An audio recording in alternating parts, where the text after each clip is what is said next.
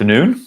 Welcome along to another Cant, Gymru, praying for this vision of 100 churches being planted across Wales in the next 10 years, all with this desire to see God's glory go out, for his fame to spread, and for people, actual human people in Wales, to turn to, trust in, and find life in Jesus.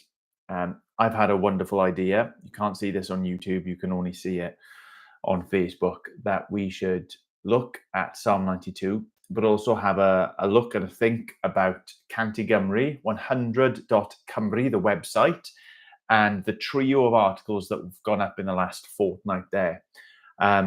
They're articles which speak about an idea, a place, and an actual church. And if you haven't already, gone over to 100.cymru to sign up to be a 15 minutes a week prayer for churches to be planted, for hope to go out across Wales, and do that anyway.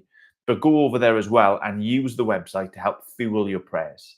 There's been, can I say it, like an acceleration of stuff going up there to help us to be informed when it comes to praying for Cant Gymru. And there's a report there from a church in Pembrokeshire, some things to pray for specifically there. There's a report there about an area of Wales in general, and some prayer requests there as well. And there's an article which we're going to think about in a second now to help us to pray on an idea that needs to be a reality in order to see this desire that we have for Wales to be awakened once more to the truth of Jesus, the hope of Jesus, the life of Jesus, as it has done so many times in the past. I'm going to read Psalm 92 so that that's in our minds as we turn to this, and as we pray together. Psalm 92 says this: "It is good to praise the Lord, to make music to your name, O Lord Most High, to proclaim your love in the morning and your faithfulness at night, to the music of the 10-stringed lyre and the melody of the harp. You make me glad by your deeds, Lord. I sing for joy at what your hands have done. How great are your works, Lord! How profound your thoughts! Senseless people do not know. Fools do not understand. That though the wicked spring up like grass and all evildoers flourish, they will be destroyed forever. But you, Lord, forever are exalted. Surely your enemies, Lord, surely your enemies will perish. All evildoers will be scattered. You have exalted my horn like that of a wild ox. Fine oils have been poured on me. My eyes have seen the defeat of my adversaries. My ears have heard the rout of my wicked foes. The righteous will flourish like a palm tree. They will grow like a cedar of Lebanon. Planted in the house of the Lord, they will flourish in the courts of our God. They will still bear fruit in old age. They will stay fresh and green, proclaiming the Lord is upright. He is my rock. There is no wickedness in him." Oh, such a wonderful picture, isn't it? Of this God who is so good that those who see him, those who perceive him, those who understand what he is and has done, cannot keep it in. Morning and evening, song bubbling up, hope bubbling up, that those who stand against God will be defeated forever, but God himself will be exalted forever.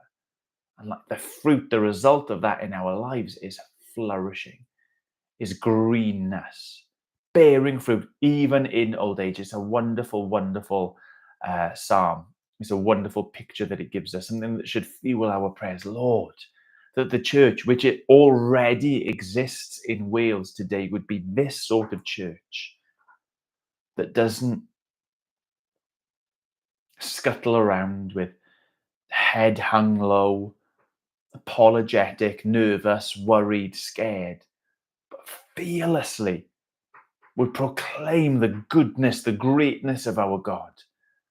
Fearlessly would be singing and declaring and living in the light of the majesty, the wonder of his works and who he is. That should be our prayer as we're praying for 100 new churches, but also for the churches that exist now, from which the light can be going out and new churches can be planted. Okay, just wanted to quickly look at this blog post and the idea that is shared about unity. Little Mischief by Owen Cottam. As it happens, as a church on Sunday evening, we were looking at middle section of Jonathan Thomas's DVD, Welsh Awakenings, the history of revivals across Wales. And one of the revivals we were looking at was the 1859, I think I want to say it is, 1859, 58, 59 revival that took place in Wales. And a couple of people who were involved in it, Humphrey Jones and Humphrey Jones and Mr. Morgan, David Morgan, and how they were two really different guys. But one of the things that the Spirit worked between them and in the churches that kind of resulted and flourished from them was a unity, was a desire to see God's fame spread, was a desire to see gospel hope to go out. And in a sense, to put aside some of the things that separated them and to work together, to pray together, to minister together with this unity that stems, that flows out of this common hope that they have, that the gospel is what we need, the gospel is what we have, that Christ is the one who leads the charge. And out of that unity, there was tremendous revival in Wales. We looked at that on Sunday night. That's what Owen writes about in this blog post, and I'd encourage you to go and look at it and think about it. And he draws out how this unity that was displayed humbly between these two guys is also the sort of thing that the scripture encourages us towards. Psalm 133 speaks of that unity. Jesus prayed for that unity, John 17. It's the sort of unity that Paul is getting on towards in Philippians chapter 2. Have amongst yourselves the same mind, the same heart of Christ. Colossians speaks about us being bound together in the love of Christ. That unity is something that God wants, that he has brought us together with him. And in the words of Paul in Ephesians, that he has joined together these things which were far apart.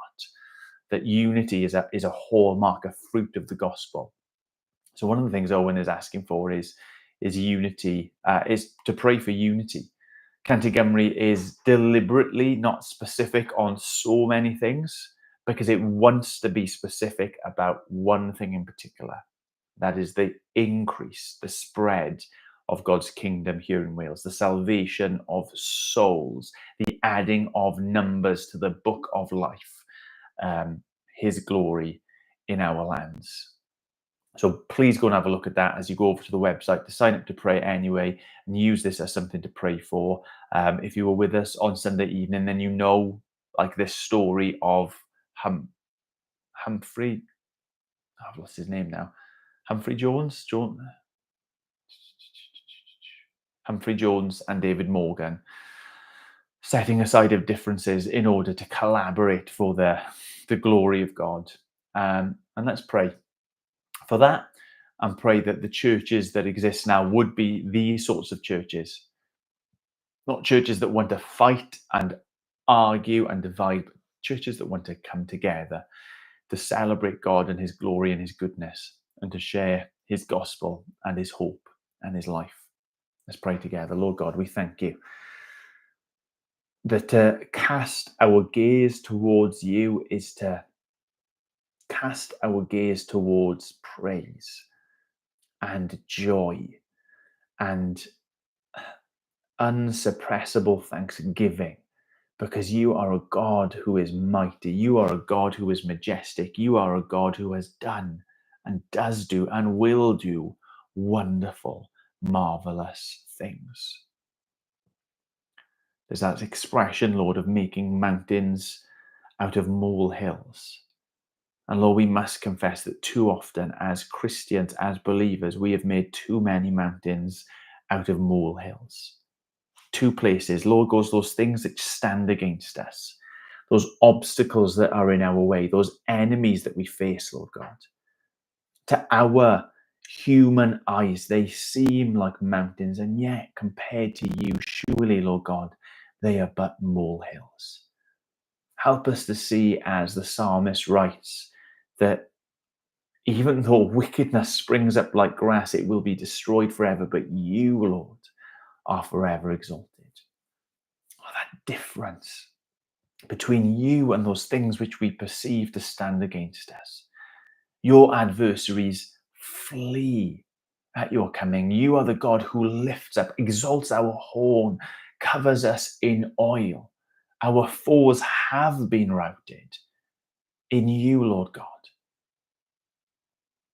Forgive us that we make these mountains out of those molehills and do not see the mountain which is you, Lord God, which is so much bigger.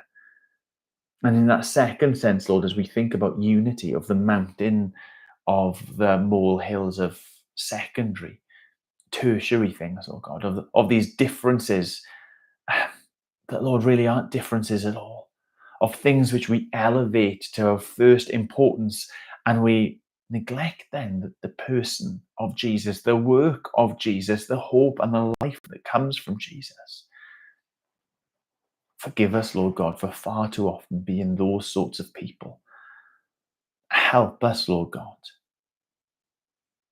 to be united in our confidence in you, that you are a God who overcomes, that you are a God who goes before, that you are a God who obliterates obstacles and walls and mountains that lie in our path, that you have told us that with faith we can say in Jesus' name to mountains, go and wash in the sea. Lord, give us that unity of courage, that unity of conviction, that with you we are on the winning side, that with you we bring with us life, that we need not fear death, that with you truth will prevail. That unity of confidence in that. But Lord God, give us as well this unity in confidence, this unity in purpose, that to be a people, small as we might feel ourselves, that is increasing the volume, increasing the noise on your praise in this land. Lord, there's two ways. There's two ways the sound of your song will get louder in Wales. That is, as we lift our voices, as we sing the louder, and as more and more are joining us in that chorus. And God, I pray for both of those things to be true in Wales. Lord, we thank you for this church, Hope Church, that has been planted almost accidentally in Pembrokeshire. Lord, we pray that you would give them the things that they need, not just to have been planted, but for the roots to go down deep, for the plant to be matured, and for fruit to be born in that place. We pray as well for Blaenau Gwent, this entire region, Lord God, which sees itself as such a hopeless place in so many respects, Lord God. That the hope that comes from Jesus would be known and felt and lived in that place, experienced in that place, that more and more people would know the truth, that Jesus sets free, that Jesus brings to life, that Jesus conquers, that Jesus takes us from the here and now and immediately delivers us over to the eternal. What full life Jesus has prepared for us. Prepared for those who by faith will turn and trust in him. And Lord God, we pray that in this time, in our age, we would see and know people coming and passing into eternal life. I thank you for the stories already, Lord God, which are knocking around of young people and their curiosity, young people and their openness to the spiritual thing, young people, and their hunger for something more than what this world is presently offering them. Lord, I pray for unity, that we would, with one voice and with one set of arms, be offering Jesus as that very thing that they are seeking, being felt here in Wales, as it is in heaven. Amen. Amen. Please go 100.cymru, add your name to the 15 minutes of praying a week, and check out those blog posts. I'm sure they'll convey things a lot better than I do. See you next Wednesday.